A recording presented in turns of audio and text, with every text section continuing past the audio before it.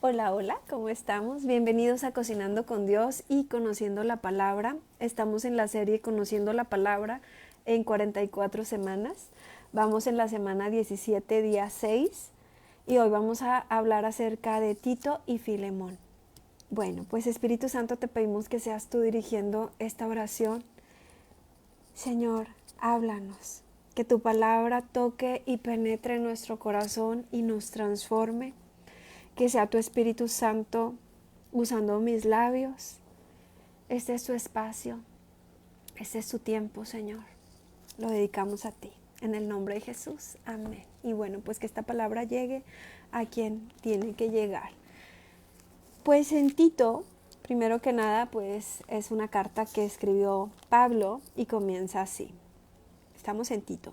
Pablo, siervo de Dios y apóstol de Jesucristo, conforme a la fe de los escogidos de Dios y el conocimiento de la verdad que es según la piedad, en la esperanza de la vida eterna, la cual Dios, que no miente, prometió desde antes del principio de los siglos, y a su debido tiempo manifestó su palabra por medio de la predicación que me fue encomendada por mandato de Dios nuestro Salvador. A Tito, verdadero hijo en la común fe, gracia, misericordia y paz de Dios Padre y del Señor Jesucristo nuestro Salvador. Pues aquí podemos ver cómo Pablo se refiere a Tito como un hijo, pero no es un hijo de sangre, pues ya sabemos que Pablo no tuvo hijos, sino como un hijo espiritual, ¿verdad? Como un hijo en la fe, como aquí lo dice, un verdadero hijo en la común fe. Y comienza a hablar ciertas cosas, acerca sobre cómo llevar la iglesia. Aprovechando que Tito es una carta muy pequeña, en la Biblia hay como una pequeña introducción acerca de Tito. Dice aquí, Tito permaneció en Creta para poner orden en la iglesia fundada allí y designar ancianos en las ciudades. Probablemente, esto recuerden que no es la Biblia como tal, sino como un resumen que viene. Tito estaba enseñando y liderando en varias iglesias para poner orden y asignar líderes de entre sus congregantes. Entonces, es como Pablo escribiéndole a Tito cómo llevar bien lo que es la iglesia, ¿verdad? Entonces dice aquí, recordemos que estamos en el libro de Tito en el Nuevo Testamento. Requisitos de los ancianos y obispos. Por esta causa, estoy en Tito 1:5. Por esta causa te dejé en Creta, para que corrigieses lo deficiente y establecieses ancianos en cada ciudad, así como yo te mandé. El que fuere irreprensible, marido de una sola mujer, y tenga hijos creyentes, que no estén acusados de disolución ni de rebeldía, porque es necesario que el obispo sea irreprensible como administrador de Dios, no soberbio, no iracundo, no dado al vino, no pendenciero, no codicioso de ganancias deshonestas, sino hospedador, amante de lo bueno, sobrio, justo, santo, dueño de sí mismo, redentor de la palabra fiel, tal como ha sido enseñada, para que también pueda exhortar con sana enseñanza y convencer a los que contradicen. Bueno, entonces aquí podemos ver algo, ¿verdad? Podemos ver que pues aún el obispado o el pastorado, ¿verdad? No es tal vez para todas las personas. Hay ciertos requisitos que hay que tener para poder llevar bien el ser obispo o el ser pastor o el llevar la palabra, y dentro de ellos, bueno, pues es que tengas un buen testimonio, ¿verdad? Que dice aquí que sea irreprensible, que sea marido de una sola mujer, que tenga hijos creyentes que no están acostados ni de disolución ni de rebeldía, porque hará énfasis en los hijos, porque como esa frase que escuchamos a veces, el buen pastor por su casa empieza. Y no quiere decir, ¿verdad? No quiere decir que muchas veces cuando los pastores, por ejemplo, tienen hijos, los hijos no pasen por ciertos procesos en lo que realmente llegan a conocer o a tener esa comunión con Dios. Quiero hacer una pausa importante en esto. Siempre que nosotros vayamos a hacer, que decidamos, ¿verdad?, servirle al Señor, tenemos que tener muy en claro que nuestro primer ministerio no es, o sea, lo primero en tu vida tiene que ser Dios, ¿verdad? Dice la Biblia, amarás a Dios con todo tu corazón, con todo tu pensamiento, con todo, ¿verdad? Primero es Dios. Antes que nosotros, primero es Dios. Antes que nuestra familia, antes que todo, primero es Dios. Dios es lo primero en nuestra vida, pero inmediatamente después de Dios, ¿qué sigue? Tu familia. Tu familia es más importante que empieces por tu familia y no por los de afuera. Sí, no sé si me explico, pero que si yo decido, Jessie, ¿verdad? Decide sentarse aquí a darte la palabra, a compartirte, a hablarte de Dios. Ok, tal vez ese es un ministerio que el Señor me ha dado, el compartir la palabra. Sí, pero antes yo tengo un esposo, yo tengo un hijo, yo tengo una familia que cuidar y tengo que cuidar de mi familia. Por eso aquí habla, ¿verdad? Que tenga hijos creyentes. Ok, que primero yo me ocupe de mi familia. Y ya que me estoy ocupando de mi familia, entonces puedo servir al Señor. De ninguna forma vamos a descuidar el primer ministerio que Dios nos ha dado, que es nuestra propia familia. Claro que Dios quiere que le sirvamos, claro que Dios tiene planes y propósitos para nosotros. Pero lo primero Dios nos va a pedir cuentas en algún momento de todo lo que nos ha dado. Y entre ellos, te va a pedir cuenta por tus hijos, te va a pedir cuenta por el matrimonio que te dio, te va a pedir cuentas por tu familia. Entonces, aunque haga mucho énfasis en esto, no descuides tu familia. Porque muchas veces el enemigo aprovecha que mientras tú estás por allá echando fuera demonios y predicando y hablando la palabra y todo, pero dejaste una puerta abierta con tus hijos y con tu familia, y por andar muy ocupado en las cosas incluso de Dios, descuidaste a tu esposa, descuidaste a tu esposo, descuidaste a tus hijos. Y por ahí puede ser una puerta abierta para que algo suceda con ellos. Entonces, primero que nada, bien claro, ¿verdad? Dice que fuera irreprensible marido de una sola mujer. Ok, que tenga cuidado de su esposa. Si no tiene cuidado de su esposa, si anda por ahí con una y con otra, no. Aquí, no va a ser el obispo, no va a ser el pastor, ¿verdad? Que tenga hijos creyentes que no estén acusados de disolución ni de rebeldía. Ahora, no quiero que juzguemos ni malinterpretemos. Yo he escuchado muchas veces acerca de pastores que sus hijos, desde pequeñitos, pues los llevan a la iglesia, los van guiando, les dan la palabra, les dan oración, pero en algún momento esos hijos se rebelan y van y muchas veces hasta caen en adicciones, caen en cosas muy fuertes. Y también entendamos que muchas veces los ataques para los hijos de aquellas personas que comparten son fuertes. Son para tumbarlos, son para acabarlos y para acabar con toda la familia, ¿verdad? Eso quiere decir que tienen que dejar de ser pastores, ¿no? Eso quiere decir que cada quien tiene su propio proceso, y que el que tú seas hijo de un obispo, de un pastor, de alguien que tiene un cargo, no significa que tus hijos son perfectos. Significa que ellos van a tener su propio proceso, que aunque hayan crecido yendo todos los domingos a la iglesia y los papás les hayan compartido y todo, en algún momento ellos vivirán su propio proceso y vivirán su propio tiempo donde tendrán que aceptar a Jesús en su corazón. Los hijos, no solamente porque los papás son pastores, ya los hijos son perfectos. Entonces tampoco juzguemos o critiquemos. Es que no, hombre, ya viste los hijos del pastor. Bueno, el Señor se va a encargar, ¿verdad? De darles su propio tiempo, ¿verdad? La salvación es personal. Y aunque creemos esta palabra que dice, cree tú y serás salvo tú y toda tu familia, sí, pero toda tu familia tiene su propio tiempo. Bueno, entonces dice, porque es necesario que el obispo sea irreprensible como administrador de Dios, no soberbio, no iracundo, o sea, no, que no explote por todo, que no esté todo el tiempo enfadado, no soberbio, no dado al vino, porque pues te puedes imaginar, ¿verdad? Un obispo, un pastor que te lo encuentres por ahí bien borracho en las calles, pues, ¿cómo no? No pendenciero, no codicioso de ganancias deshonestas, esto es bien importante. Que realmente esta persona tenga amor por las personas y no por el dinero, que no haga las predicaciones y las palabras porque quiere dinero, ¿ok?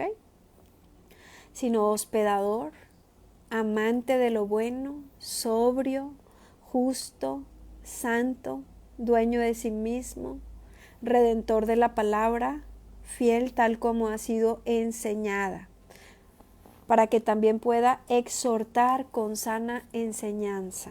O sea, es decir, muchas veces ellos son llamados a llamarte la atención en lo que estás haciendo mal, a enseñarte, ¿verdad?, con la sana enseñanza, y que pueda convencer a los que contradicen, porque muchas veces se va a levantar gente en contra, a decir, a criticar, a decir, no, es que esto no es así, discutir. Entonces tienen que ellos conocer bien la palabra y tienes, pues, aunque no lo dice aquí específicamente, pero tenemos que ser llenos del Espíritu Santo para que tengamos esa sabiduría.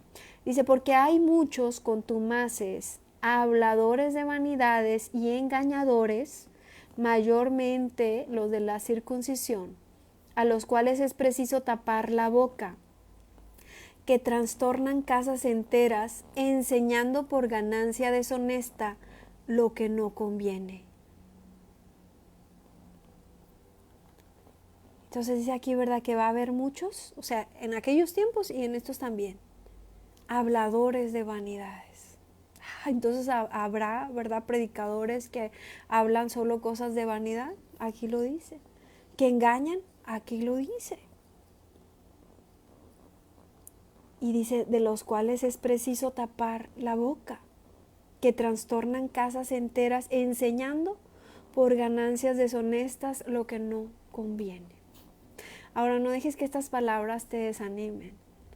Recordemos que la palabra de Dios dice que el trigo y la cizaña van a crecer juntamente. Entonces, tú no esperes que cuando te congregues en un lugar todos sean perfectos. Preocupémonos por no ser nosotros esa cizaña que está ahí para que los demás tropiecen.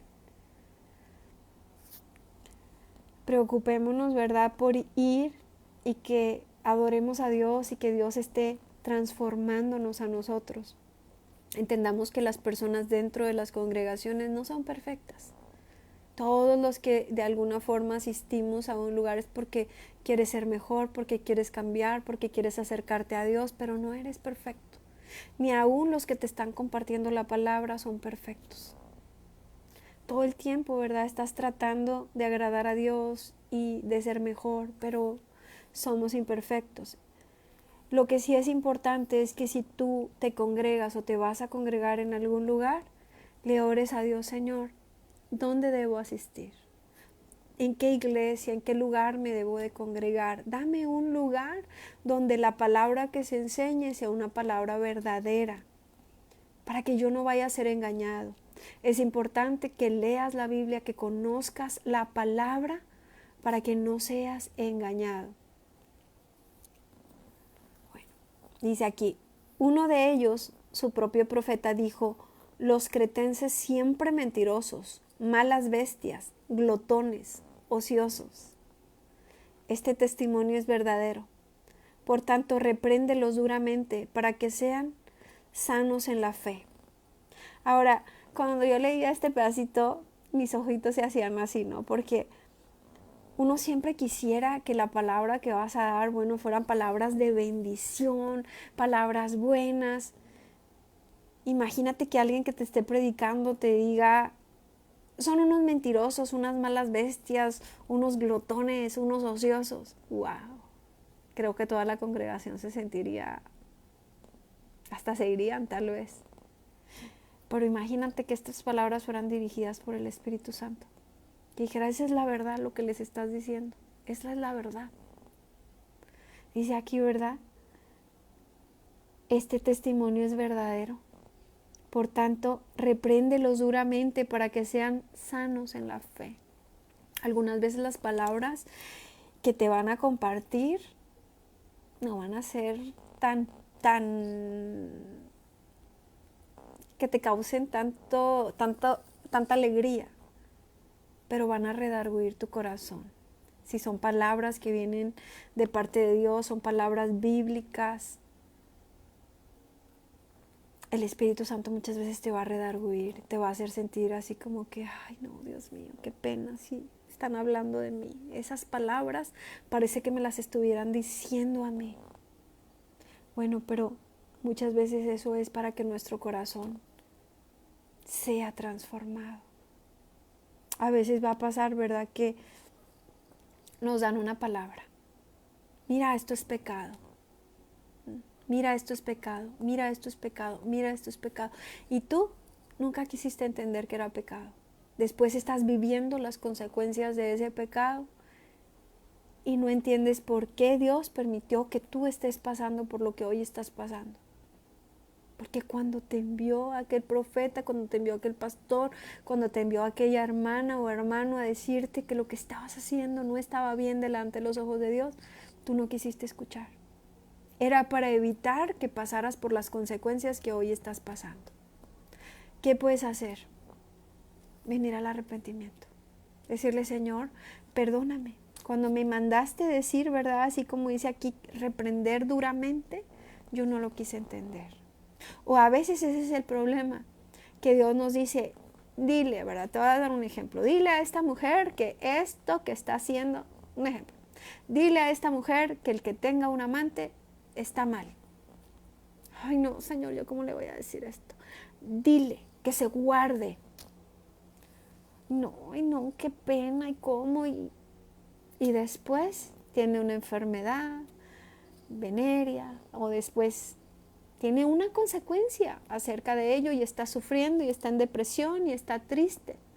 Sí, pero cuando Dios te dijo que le hablaras, que le dijeras que lo que estaba haciendo no se lo quisiste decir porque te dio pena. O cuando te dijeron las cosas no las quisiste entender. Entonces ahí pagamos como esas consecuencias, ¿verdad? Y eso es lo que a veces Dios nos quiere evitar. Pero si ya estamos viviendo esas consecuencias, tenemos que venir al arrepentimiento y decirle, ¿sabes qué, Señor? Perdóname. Sí, es verdad, me hablaste muchas veces de diferentes formas y no te quise escuchar. Hoy te pido me perdones y me bendigas. Aún si lo que estoy viviendo es una consecuencia de mi pecado, perdóname, bendíceme, transfórmame, cámbiame, y el Señor lo va a hacer. Porque Dios es un Dios bueno que no viene a darte con el látigo. Aunque te reprenda a veces como papá duramente, después te va a abrazar. Después te va a decir, hija, hijo, yo te amo, estoy aquí para ti. Quiero ayudarte, quiero bendecirte, quiero guiarte, quiero transformarte.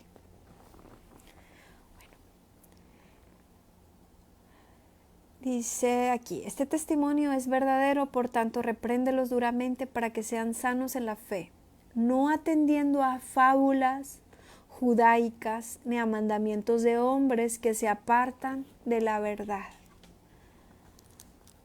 Todas las cosas son puras para los puros, mas para los corrompidos e incrédulos nada les es puro, pues hasta su mente y su conciencia están corrompidas. Profesan conocer a Dios, pero con los hechos lo niegan, siendo abominables y rebeldes, reprobados en cuanto a toda buena obra. Dice aquí, todas las cosas son puras para los puros, mas para los corrompidos e incrédulos nada es puro.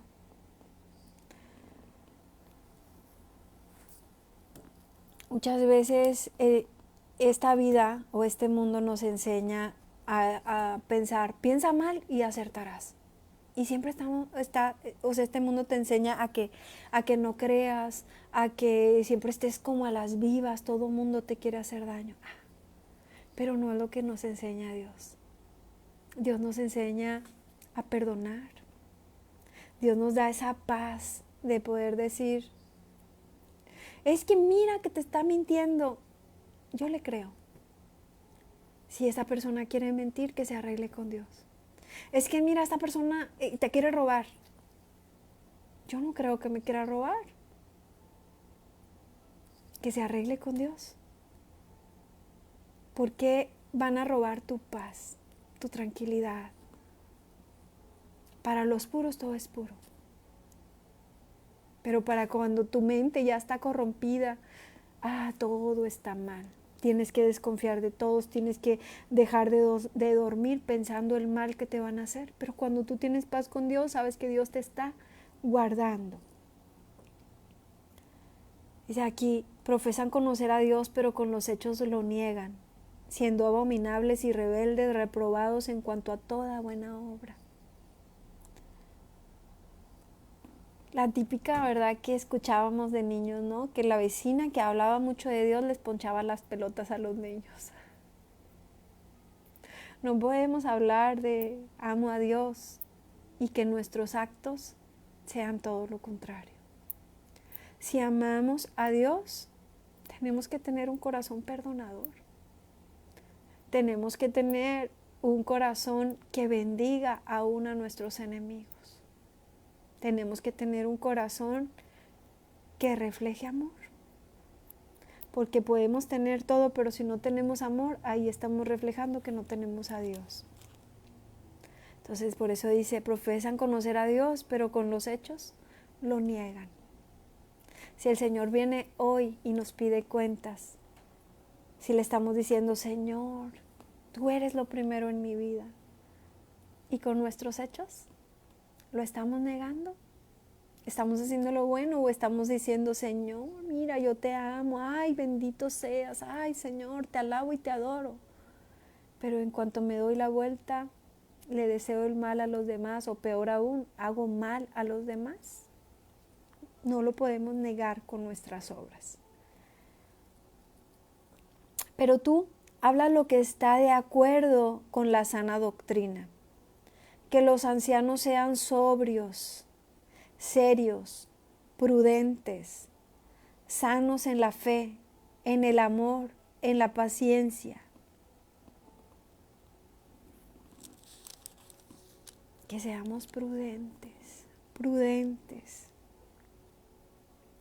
Las ancianas asimismo sean reverentes en su porte, no calumniadoras, no esclavas del vino, maestras del bien, que enseñen a las mujeres jóvenes a amar a sus maridos y a sus hijos, a ser prudentes, castas, cuidadosas de su casa, buenas, sujetas a sus maridos, para que la palabra de Dios no sea blasfemada.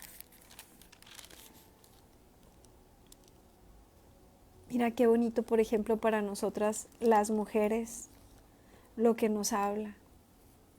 A veces somos hasta irrespetuosas cuando las mujeres son mayores que nosotros. En lugar de darles un lugar, ¿verdad? Pero a veces también nosotros como mujeres mayores que otras más jovencitas, ¿qué debemos hacer? Darles buenos consejos. Que no calumniemos. Que no seamos borrachas, dice, no sean esclavas del vino. Que seamos maestras del bien. Dice que enseñemos a las mujeres más jóvenes a amar a sus maridos y a sus hijos. ¿Y tú qué le enseñas a tus hijas? ¿Tú qué le enseñas a tus nueras? ¿Tú qué le enseñas a las más jóvenes que tú? O tú si eres muy jovencita y tienes amistades mayores, escucha sus consejos. ¿Qué consejos estás escuchando? ¿A quién tú buscas para pedirle un buen consejo? No te acerques, ¿verdad?, a pedir un consejo de una persona que tiene amargura, que tiene odio, por ejemplo, por los hombres, que todo lo que habla son cosas negativas, porque de eso te vas a llenar. Dice aquí, enseñan a las mujeres jóvenes a amar a sus maridos y a sus hijos. Yo sí te puedo hablar de, no mucha gente, pero sí recuerdo unas cuantas mujeres que he admirado, mayores que yo, que me han dado buenos consejos que me han servido durante todo el matrimonio. El primer consejo que yo recuerdo, iba iniciando mi matrimonio. Recuerdo que hubo una mujer sabia que me dijo: no se ponga el sol sobre tu enojo. Y esa palabra dice así: no se ponga el sol sobre tu enojo, ni deis lugar al diablo. Quiere decir que ya sea en tu vida o por ejemplo en el matrimonio, algunas veces te vas a molestar con tu esposo, con tu esposa. Es normal, algunas veces no estarás de acuerdo en algo, pero no es lo mismo que te acuestes enojada y que pasen días y se vaya haciendo un abismo entre ustedes y le des lugar al diablo de que otras cosas pasen, de que tentaciones lleguen a sus vidas, de que terminen enojados por semanas, a que si tú tomas en cuenta esta palabra que dice: no se ponga el sol sobre tu enojo, tú sabes que antes de dormir tú tienes que solucionar las cosas con tu marido, con tu esposa, con tus hijos. No se ponga el sol sobre tu enojo, ni le des lugar al diablo. Ese fue un consejo sabio que tal vez hasta sin darse cuenta, una amiga que es mayor que yo, que hace años no veo, me lo dio, me ha servido estos 15 años de matrimonio. Y después pues hay otra amiga mía también, ¿verdad? Que muchas veces me ha dado consejos y me han servido, ¿verdad? Es por ejemplo en cuanto al esposo, por ejemplo, a estar como sujeta al esposo, a creerle sin importar, sin estar dudando del esposo, sin estar pensando: es que estará haciendo esto, es que estará haciendo esto otro, es que o sea, no. Recuerdo mucho las palabras de la pastora Irma, mi amiga, cuando me dijo, cuando yo tenía ciertas dudas o ciertos pensamientos, y ella me dijo: su deber es creer. Deje que las personas se arreglen con Dios, usted crea. Y trajo eso tanta paz a mi vida y a mi matrimonio. Te las comparto. Dice aquí, ¿verdad? Que las mujeres seamos prudentes, que enseñemos, ¿verdad?, a que tengamos cuidado de nuestra casa, que estemos sujetas a nuestros maridos. Y no se refiere a algo malo el estar sujetas a nuestros maridos. Se refiere a que estemos de acuerdo, a que estemos unidos, a que no jalemos uno para cada lado, sino que nos mantengamos en una misma decisión los dos, que estemos sujetos, que estemos agarrados, que estemos de acuerdo. Dice: para que la palabra de Dios no sea blasfemada. Cuidado, ¿verdad?, cuando damos consejos, que esos consejos verdaderamente sean guiados por la palabra de Dios, verdaderamente sean dirigidos por el Espíritu Santo, y no que vayamos a hacerle daño a alguna persona, a algún matrimonio, a una familia. Seamos cuidadosos con lo que sale de nuestra boca, sobre todo cuando es para aconsejar a alguien más, porque podemos llegar a ser muy destructivos. Pero qué hermoso, ¿verdad?, cuando podemos dar consejos que vienen de parte de Dios. O cuando el consejo que nosotros nos estamos acercando a pedir es a una persona que es una mujer o un hombre de oración, que es una persona que si tú le cuentas algo va a poder resguardar eso, porque dice la palabra de Dios: sobre toda cosa guardada, guarda tu corazón. No vayamos por ahí abriéndole el corazón y contándole toda nuestra vida a alguien que no sabemos si en cuanto sales de su casa le va a contar todo a todas las personas que conoce. Que si vamos a buscar a alguien para un consejo, sepamos que es una persona que conoce la Biblia, que tiene una relación con Dios, que es una persona íntegra, y que nosotros nos podamos convertir en su momento en esas mujeres sabias que puedan dar una buena palabra, un buen consejo, como nos recomienda la Biblia, ¿verdad?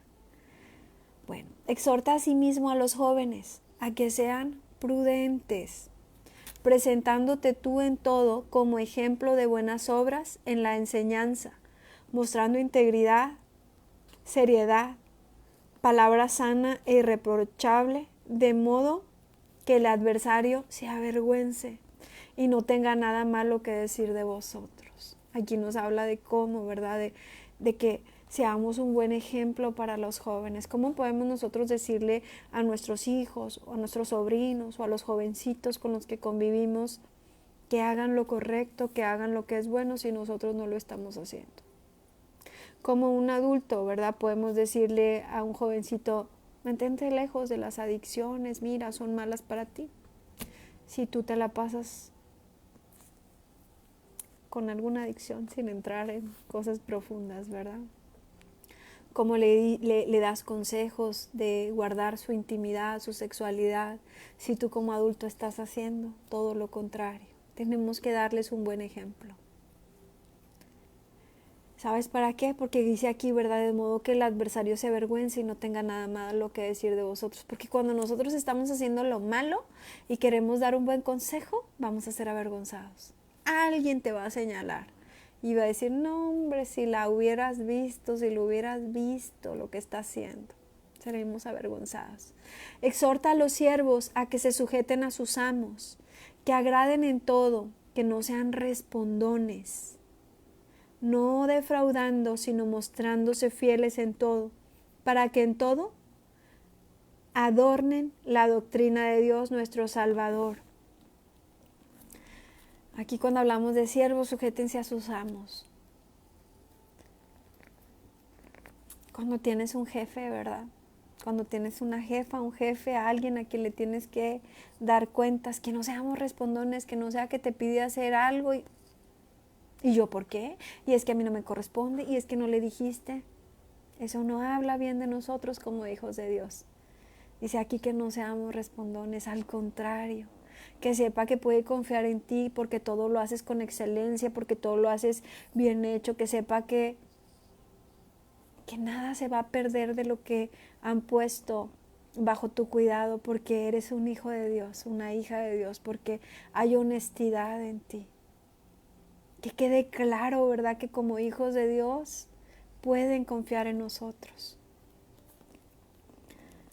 Dice, porque la gracia de Dios se ha manifestado para salvación a todos los hombres, enseñándonos que renunciando a la impiedad y a los deseos mundanos, vivamos en este siglo sobria, justa y piadosamente, guardando la esperanza bienaventurada y la manifestación gloriosa de nuestro gran Dios y Salvador Jesucristo, quien se dio a sí mismo por nosotros para redimirnos en toda iniquidad y purificar para sí un pueblo propio, celoso de buenas obras. Nosotros ya sabemos que la salvación no es por obras. La salvación es por gracia. Es porque Jesús ya pagó el precio por nosotros en esa cruz. Nosotros merecíamos la muerte, pero Jesús pagó por nosotros. Pero aunque es por gracia, el nosotros servir a Dios o el nosotros decir yo amo a Dios, Cristo está en mi corazón, Dios está conmigo, debemos reflejarlo a Él. O sea, si Jesús está en mi corazón no tiene por qué estar lleno de odio, de pleitos, de contiendas, de enojo, de ira. Soy llamado a hacer buenas obras. Podemos ver en estas cartas que hemos leído recientemente a Pablo hablando constantemente de la piedad. ¿Será que nosotros estamos haciendo obras piadosas? No porque querramos quedar bien con la gente, no porque querramos ganarnos la salvación, porque esa ya nos la dio Jesús, sino porque dice su palabra, dad de gracia lo que de gracia has recibido. Si nosotros recibimos tanto del Señor, dice aquí, un pueblo celoso de buenas obras. ¿Cómo están nuestras obras? Si el Señor nos pide cuentas, ¿será que nosotros, no sé, yo a veces me hago la pregunta cuando veo peticiones de oración y me pregunto, ¿cuántos de nosotros verdaderamente oramos por esas peticiones, aunque pongamos o no una respuesta? ¿Cuántos de nosotros verdaderamente cuando vemos que alguien tiene una necesidad, somos capaces de decir, quiero ayudar? ¿Cómo te puedo ayudar? ¿Cuántos de nosotros seríamos capaces de dejar algo nuestro para dárselo a alguien más? ¿Sí? ¿Seríamos capaces de dejar de ir al cine y comernos todo lo que nos íbamos a comer en el cine por ese día? Decir, ¿sabes qué? Voy a ayudar a esta persona que necesita. ¿De verdad tenemos piedad por los demás? Eso es algo que solo el Espíritu Santo puede hacer en nuestro corazón. Pero debemos de pedirle a Dios, Señor, danos amor por las personas que nos rodean. Padre, danos amor por las personas. Dice, esto habla y exhorta y reprende con toda autoridad, y nadie te menosprecie.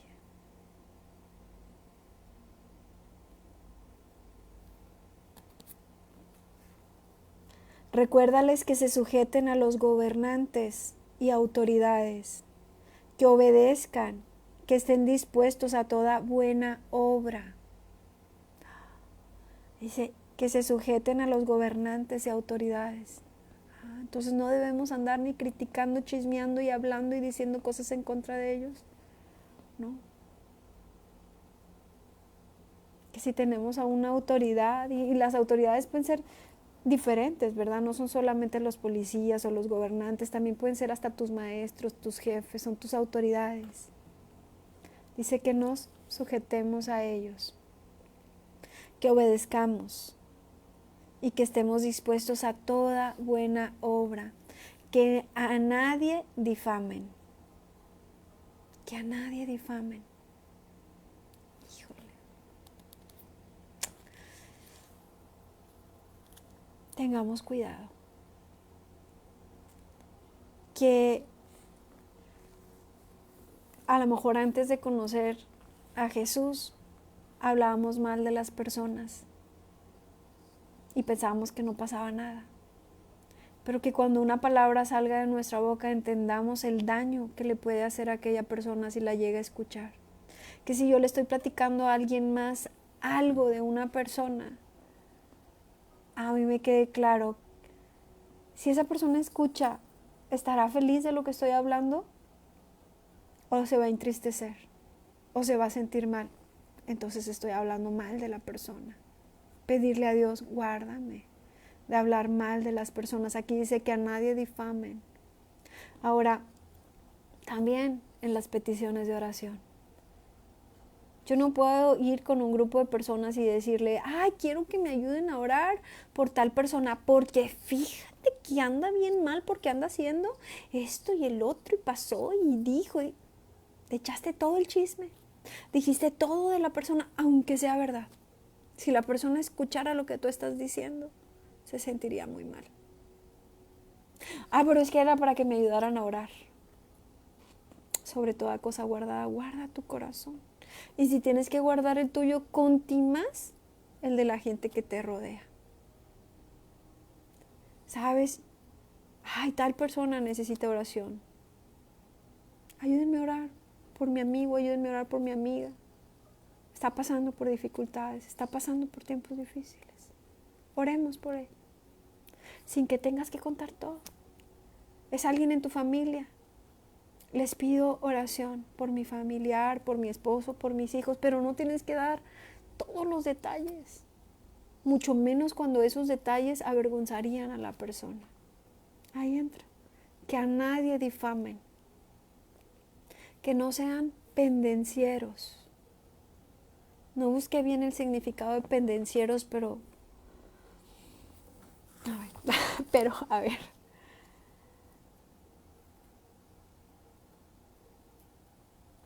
Ahorita les voy a decir que es pendenciero.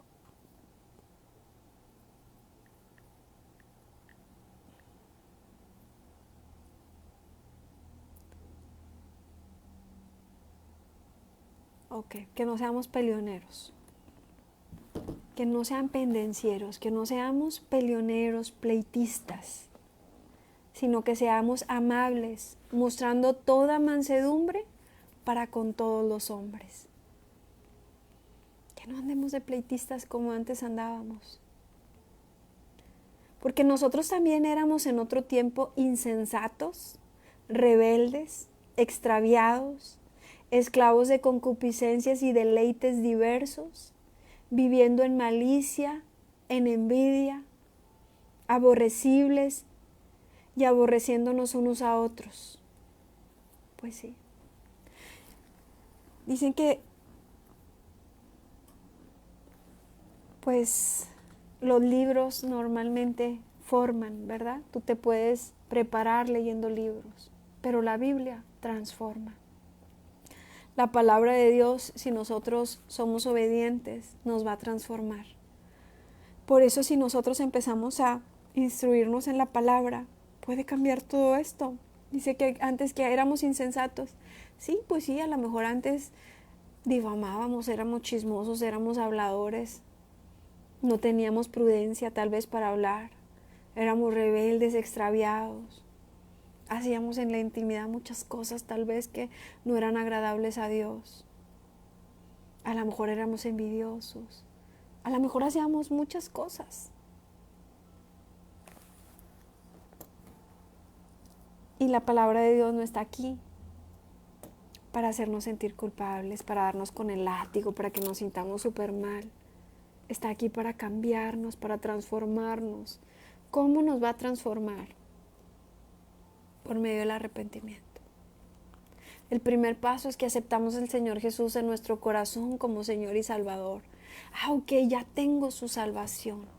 Ya tengo la paz de saber que mi Señor dio la vida por mí y que cuando yo me vaya de esta tierra me voy a ir con Él. Pero también Él quiere transformarme. Él quiere sacar de mi corazón toda la amargura, el odio, el rencor, la ira, todas estas cosas malas que habitan o habitaban en mi corazón. Quiere sacarlas.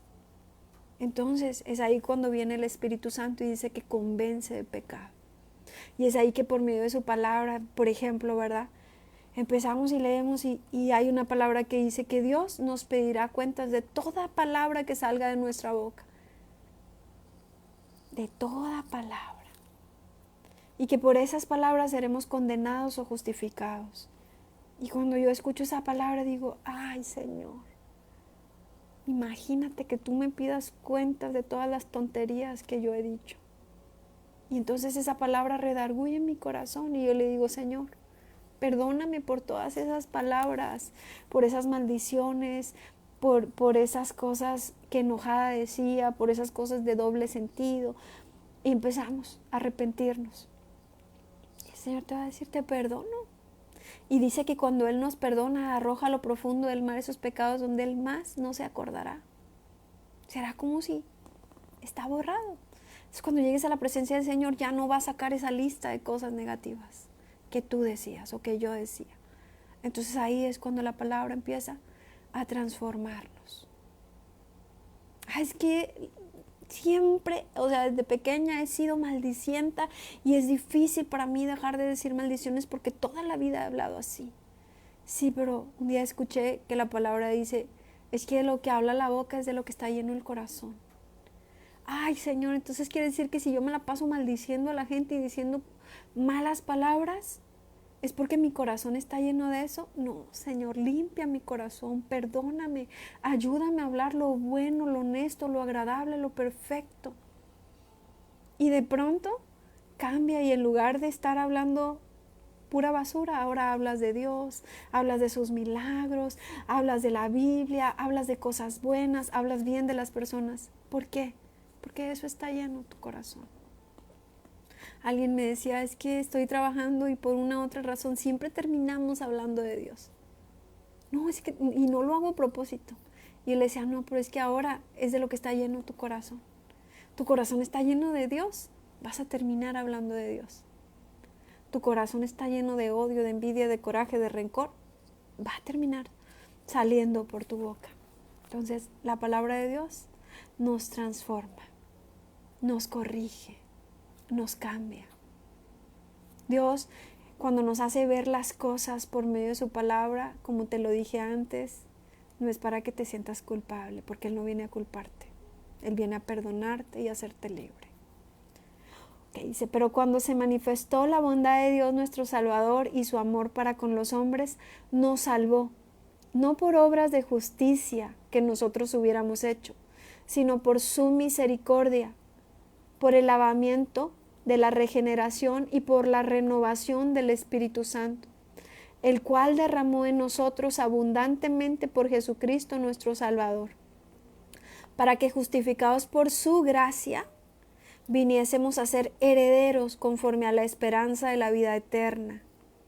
Palabra fiel es esta, y en estas cosas quiero que insistas con firmeza, para que los que creen en Dios procuren ocuparse en buenas obras. Estas cosas son buenas y útiles a los hombres. Entonces ya sabemos que es por su misericordia, no porque nosotros lo merezcamos.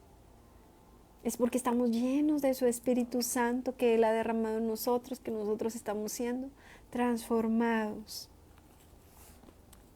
Y dice aquí, pero evita las cuestiones necias y de genealogías y contenciones y discusiones acerca de la ley, que es la palabra, porque son vanas y sin provecho.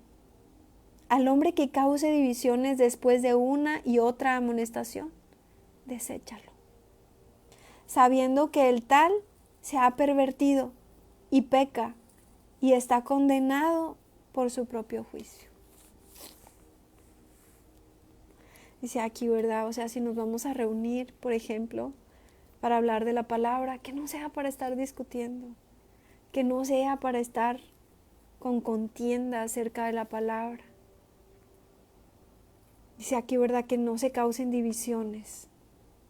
Y si alguien está causando divisiones, tienes que hablar con esa persona. Y tristemente dice que si no, se desecha.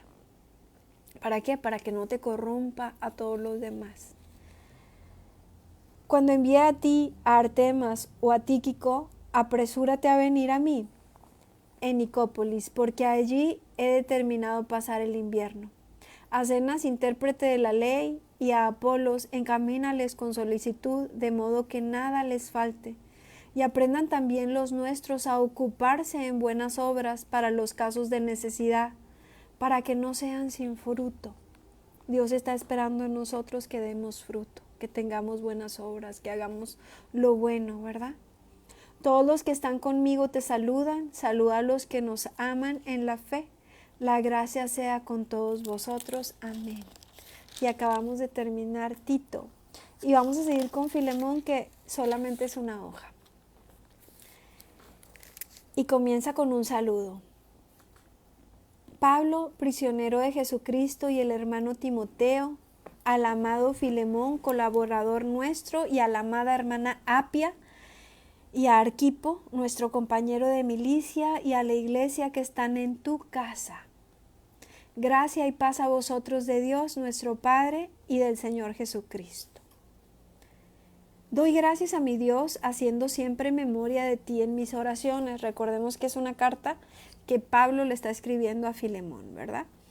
Doy gracias a mi Dios, haciendo siempre memoria de ti en mis oraciones, porque oigo del amor y de la fe que tienes hacia el Señor Jesús y para con todos los santos, para que la participación de tu fe sea eficaz en el conocimiento de todo el bien que está en vosotros por Cristo Jesús.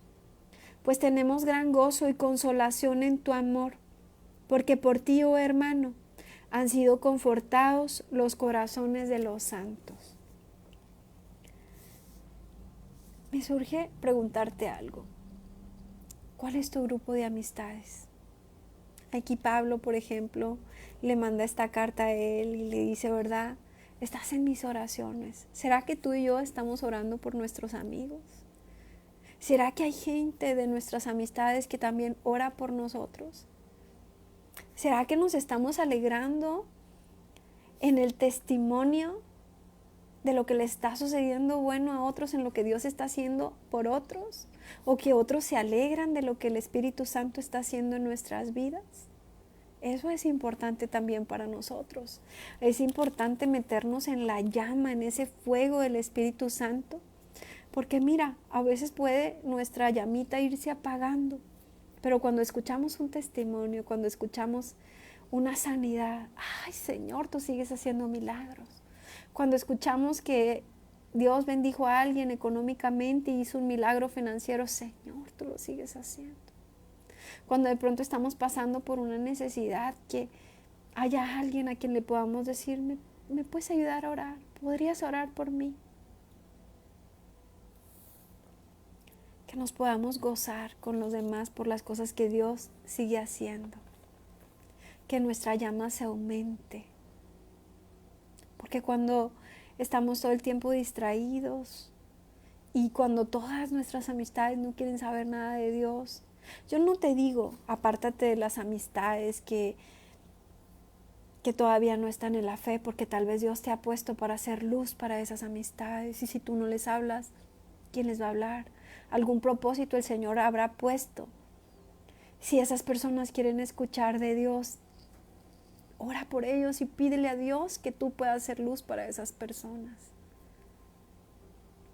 Pero tengamos cuidado, ¿verdad? En que estamos aprovechando nuestro tiempo, con quién estamos todo el tiempo platicando y de qué platicamos.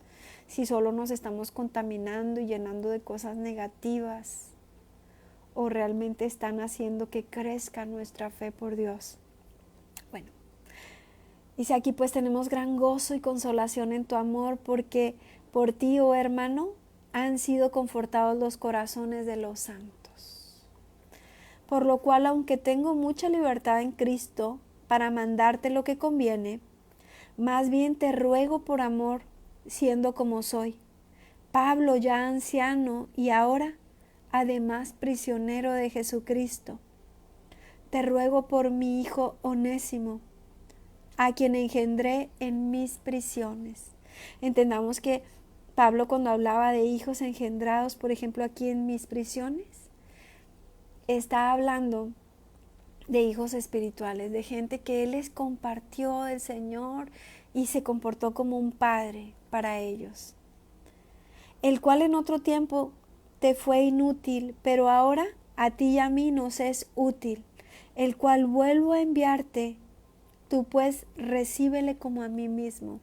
Y aquí voy a hacer una pausa porque la carta es muy corta y es de una sola hoja. Y te quiero leer un poquito lo que es el resumen de esta palabra para que la entendamos un poco mejor. Dice Filemón, esta es la carta más corta de Pablo y la única con carácter privado. Trata sobre Onésimo, un esclavo fugitivo que le había robado a Filemón. Es decir, Pablo le está escribiendo esta carta a Filemón para hablarle bien acerca de un esclavo fugitivo, alguien que le había robado a Filemón. Dice, y le había robado a Filemón su amo y había escapado de Colosas a Roma.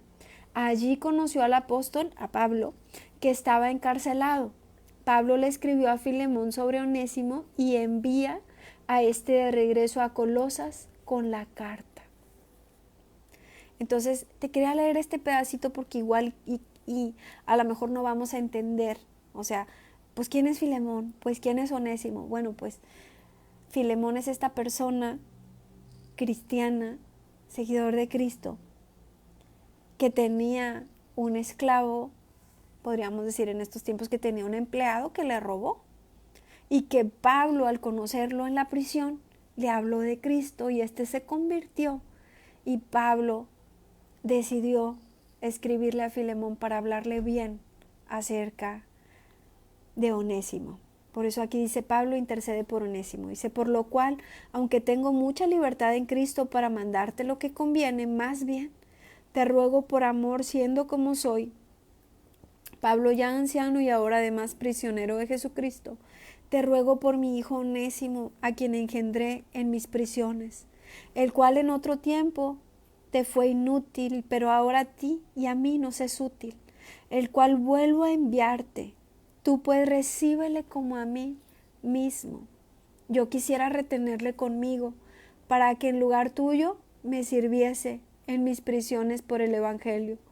Pero nada quise hacer sin tu consentimiento, para que tu favor no fuese como de necesidad, sino voluntario.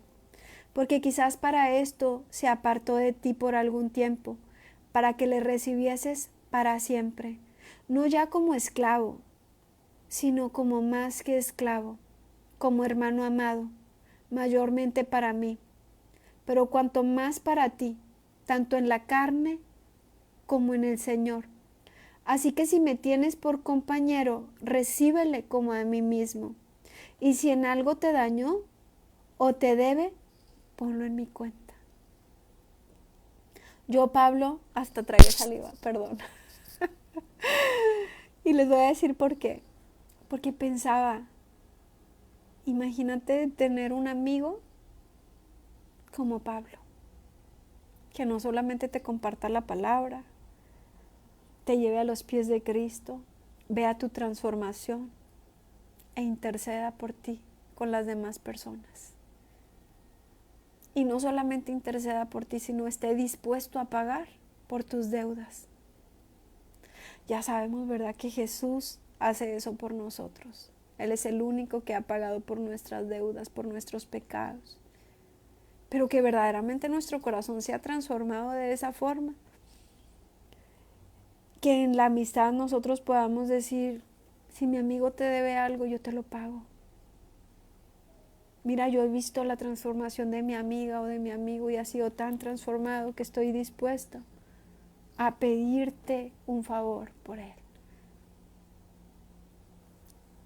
Por eso digo que hasta tragué saliva cuando vi que dice, así que si me tienes por compañero, recíbele como a mí mismo. Lo está recomendando. Y si en algo te dañó o te debe, ponlo en mi cuenta.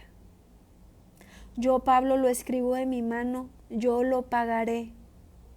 Por no decirte que aún tú mismo te me debes a mí también.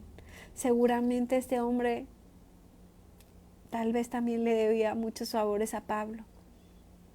Pero aún así dice, lo que mi amigo te deba, yo te lo pago, no te preocupes. Sí, hermano, tenga yo algún provecho de ti en el Señor. Conforta mi corazón en el Señor. Te he escrito confiando en tu obediencia, sabiendo que harás aún más de lo que te digo. Prepárame también alojamiento, porque espero que por vuestras oraciones os seré concedido. Y termina esta carta con saludos.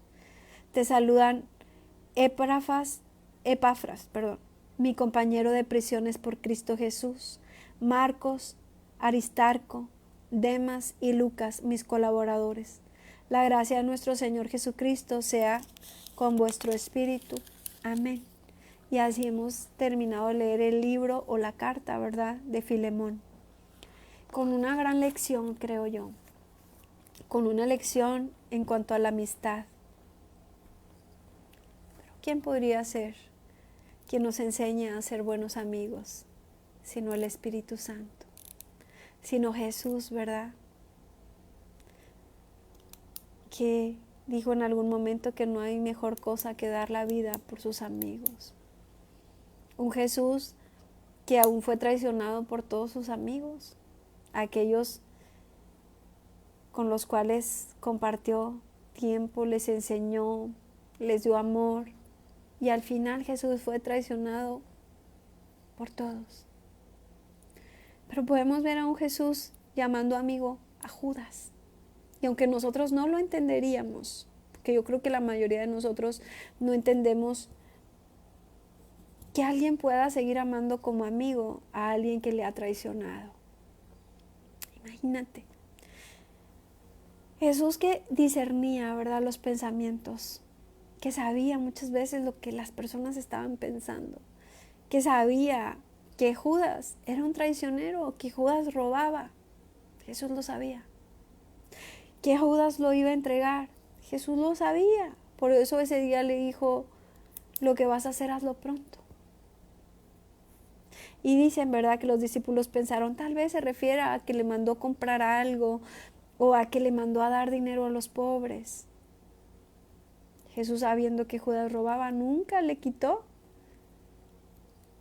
el ser el que se encargara del dinero. Siguió confiando. Sabiendo que lo entregaría, aún así le lavó los pies. En el momento en que lo estaba entregando, cuando lo saludó, permitió que le diese un beso y le dijo, amigo, con un beso me entregas. Y como te lo he dicho antes, Jesús no era un hipócrita.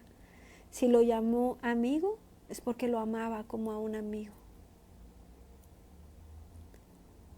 Qué lección sobre amistad, ¿no? Qué lección escuchar a Pablo interceder por un amigo y decirle: lo que él te deba yo te lo pago. Recíbelo como si me recibieras a mí. Ponlo en mi cuenta. ¿Cuántos de nosotros podríamos llegar a ser ese tipo de amigos? Solo podemos llegarlo a ser si el Espíritu Santo nos transforma en ello. Bueno, pues hoy quiero pedirte que me acompañes si aún Jesús no es tu mejor amigo, si aún el Espíritu Santo no se ha convertido en tu amigo. E incluso, ¿verdad?, si hemos sido muy malos amigos, hoy es el tiempo de pedirle perdón. Hoy es el tiempo de aceptarlo como nuestro Señor y Salvador. Acompáñame a hacer esta oración en voz alta. Señor Jesús, en esta hora me arrepiento de todos mis pecados. Me arrepiento de todas las cosas malas que he hecho. Me arrepiento si he sido una mala amiga, un mal amigo. Si he dañado a mis amigos, perdóname y permite que ellos me puedan perdonar. Cámbiame, solo tú puedes cambiarme. Si he destruido a alguien con mis palabras, si he hablado mal de alguien, perdóname y permite que puedan perdonarme. Hoy te quiero recibir como mi Señor y mi Salvador. Hoy quiero darte las gracias por escribir mi nombre en el libro de la vida. Gracias por salvarme. Te pido, Espíritu Santo, que te quedes conmigo hasta el último día de mi vida. En el nombre de Jesús. Amén. Ahora permíteme orar por ti. Espíritu Santo, quiero pedirte por cada una de las personas que están escuchando esta oración, que seas tú llenando su corazón, que seas tú llenando su mente, que seas tú transformando, Señor, ese corazón, que si hay culpa en el corazón, la eches fuera en el nombre de Jesús, que si hay un corazón herido, adolorido, lastimado, Señor, seas tú sanando, que si hay cosas que tienen que perdonar o que tenemos que perdonar, que sean perdonadas en este momento, que pongas paz en el corazón. Que aún a pesar de las circunstancias difíciles o de las cosas difíciles, pueda haber sanidad en el corazón, pueda haber sanidad en la mente. Padre, sé tú llenando con tu Espíritu Santo, Señor, llena con tu Espíritu Santo, llena con tu Espíritu Santo. Limpia el corazón, limpia la mente, transforma, Señor. Transforma, papito hermoso, y permítenos perdonar y ser perdonados. Permítenos perdonar y ser perdonados, Señor. Tráenos restauración, Señor. Sabes que somos tan imperfectos, Señor. Aún en la amistad, Padre. Solamente tú puedes enseñarnos cómo ser buenos amigos, Padre mío. Enséñanos a ser buenos amigos. Enséñanos a ser sabios, enséñanos a amar no solo a nuestros amigos, sino también a nuestros enemigos, pues dice tu palabra que aún bendigamos a nuestros enemigos, aquellos que se consideran nuestros enemigos, Señor, los perdonamos. Aquellos que muchas veces nos maldicen con sus palabras o nos desean lo malo, los perdonamos y los bendecimos. Aquellos que se sienten heridos o lastimados por nosotros, te pedimos puedan perdonarnos y puedan tener paz. Regrésales el gozo y la alegría. Padre, gracias. Te oro especialmente por las amistades. Te oro que nos hagas buenos amigos de las personas, que nos rodees de gente buena, gente de bendición, pero sobre todo que a nosotros mismos nos hagas buenos y nos hagas de bendición para todos los que nos rodean. Declaro que a donde quiera que vayas, la presencia de Dios vaya contigo, que el Espíritu Santo te acompañe, que resplandezca en tu rostro, que vaya delante de ti, que su gracia y su favor esté sobre ti, que el éxito te acompañe, pero sobre todo que el amor y la presencia de Dios esté contigo en todo tiempo y en todo momento. Te bendigo, bendigo tu entrar y tu salir, y que la palabra que hoy recibimos transforme tu corazón. En el nombre de Jesús, amén. Pues gracias por acompañarme. Quisiera quedarme a platicar como amigos. Me han pasado muchas cosas muy hermosas. Solo quiero brevemente decirles que el día que les dije que Dios los iba a sorprender, Dios me dio una gran lección, y es que lo que le deseamos a las demás personas nos sucede a nosotros mismos. Lo que oramos por las demás personas también nos sucede a nosotros. Dios ha estado bendiciéndome grandemente, y solo eso quiero decirles, que el Señor los siga bendiciendo, que les siga dando paz, que les siga dando gozo, que les siga dando alegría, y que se quede con ustedes en todo tiempo.